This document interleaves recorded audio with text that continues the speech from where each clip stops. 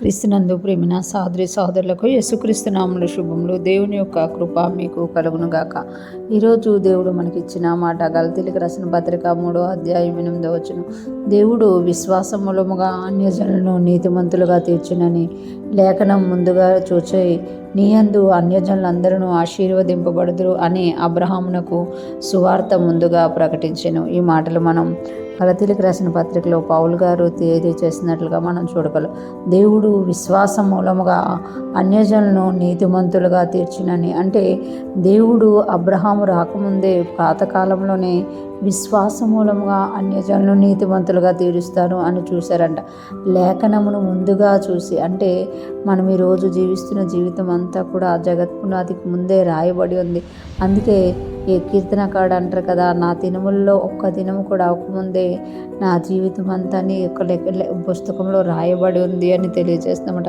ఇక్కడ కూడా అబ్రహాం గారి గురించి వచ్చినప్పుడు పౌలు గారు అంటున్నారు కదా, దేవుడు విశ్వాసం మూలముగా అన్యజనులను నీతిమంతులుగా తీర్చునని లేఖనం ముందుగా చూచి నీయందు అన్యజనులందరూ ఆశీర్వదింపబడుదురని అబ్రహామునకు సువార్త ముందుగా ప్రకటించాను.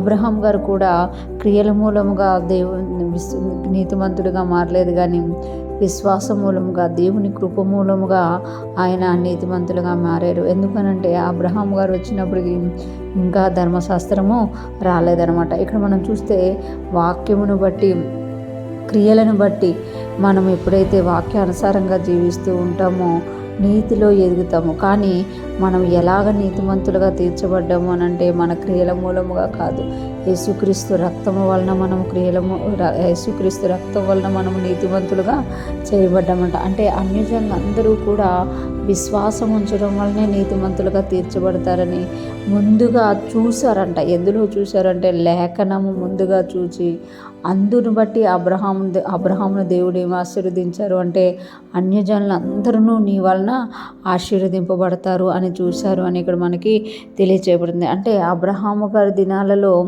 అన్యులు ఎక్కువగా ఉండేవారు. అబ్రహాము గారు కూడా ఒక అన్యుడిగా మనం చూస్తామన్నమాట. ఆయన ఎప్పుడైతే యేసుక్రీస్తు యందు యెహోవా దేవుని యందు నమ్మిక ఉంచారో ఆయన ఏం చేయబడ్డారంటే నీతిమంతులుగా తీర్చబడ్డారు. నమ్మడం వల్ల నీతిమంతులుగా తీర్చబడ్డారు. ఈరోజు కృత నిబంధన భక్తులుగా మనము కూడా నమ్మడము వల్లనే నీతిమంతులుగా తీర్చబడ్డారు అనమాట. మనం ఎప్పుడైతే క్రీస్తును నమ్ముతున్నామో మనం అప్పుడు దేవుని యందు విశ్వాసం ఉంచుతున్నామో నీతిమంతులుగా తీర్చబడుతున్నాము.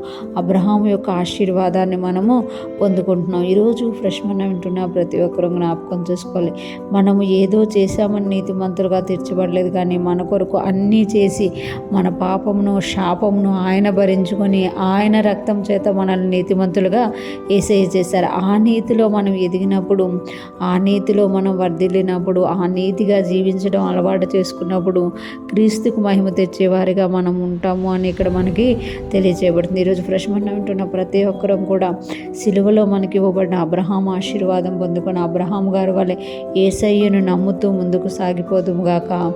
ఆయన నీతిగా మనల్ని చేసుకున్నారు కనుక ఆ నీతిలో ఎదుగుతూ అనేక మందిని ఆ నీతి మార్గంలోకి నడిపించుదుము గాక. ఆమేన్.